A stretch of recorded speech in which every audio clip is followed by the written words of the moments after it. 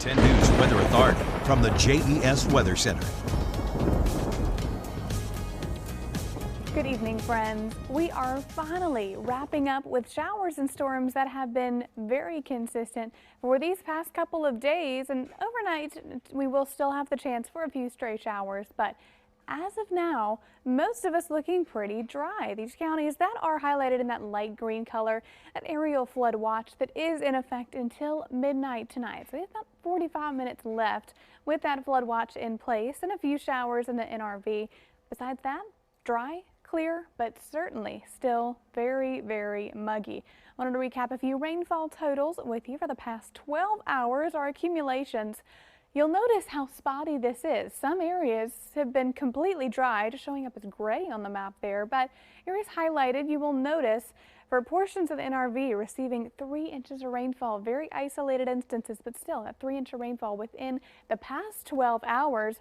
3/4 of an inch, between 2 inches, just over ½ an inch in parts of the south side zone.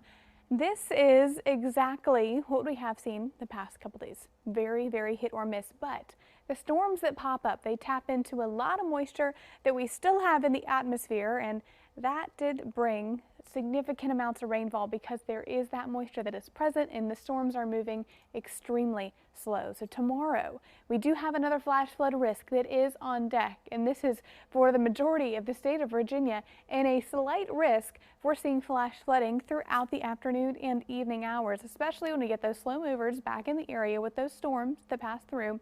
But we still have those muggy conditions as well. So all those combined with those upper level winds that are not moving quickly do bring some concerning issues with that flooding potential. Now, a look at our overall setup. This is why we have been seeing so much rainfall. Now, what you're looking at right here, this is basically a picture of how much precipitable water is in the atmosphere.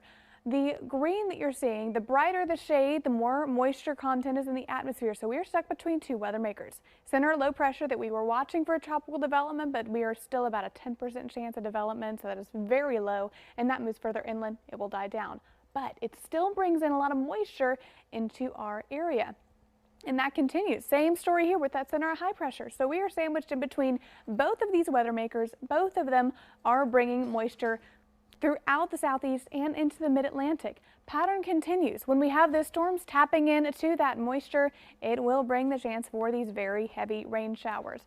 Tonight, we are going to clear things out and finally dry up and clear things out for your tomorrow morning as well, about 6 o'clock on Friday morning.